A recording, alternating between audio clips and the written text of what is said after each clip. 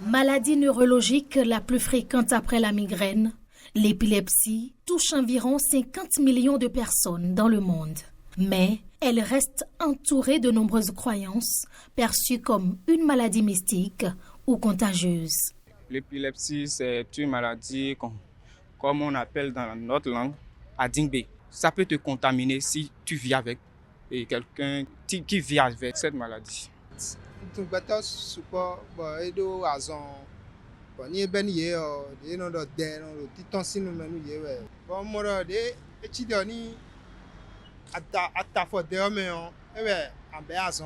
C'est une maladie très très grave.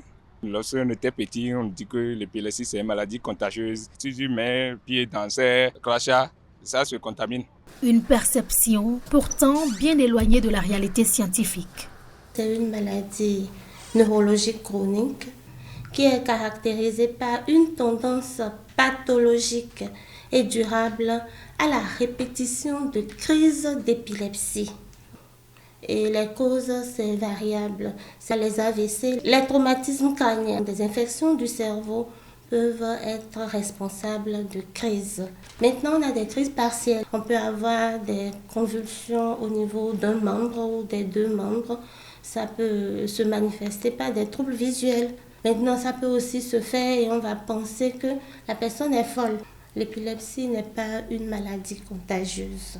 Une maladie neurologique comme toute autre. Pourtant, au-delà des crises subies, les personnes épileptiques font face au regard de la société et cela n'est pas sans conséquences sur leur vie. Et déjà, la maladie est handicapante parce que la crise ne prévient pas.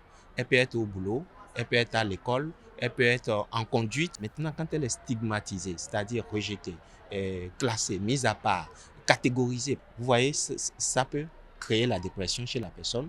Ça peut créer chez cette personne l'isolement. Si la stigmatisation est assez verbale, agressive et forte, si la personne est faible, elle peut même décider de se suicider.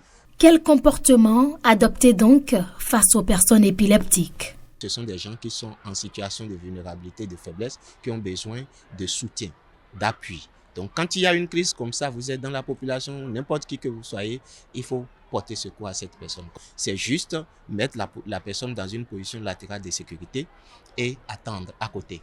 S'assurer qu'il n'y a pas d'objet coupant à côté, il n'y a pas de danger autour de la personne. Et en plus de ça, référez-la à son médecin. Avec un traitement adapté et un environnement compréhensif, une personne épileptique peut mener une vie normale. Comprendre l'épilepsie, c'est commencer à faire tomber les préjugés et redonner leur dignité aux personnes qui vivent avec cette maladie.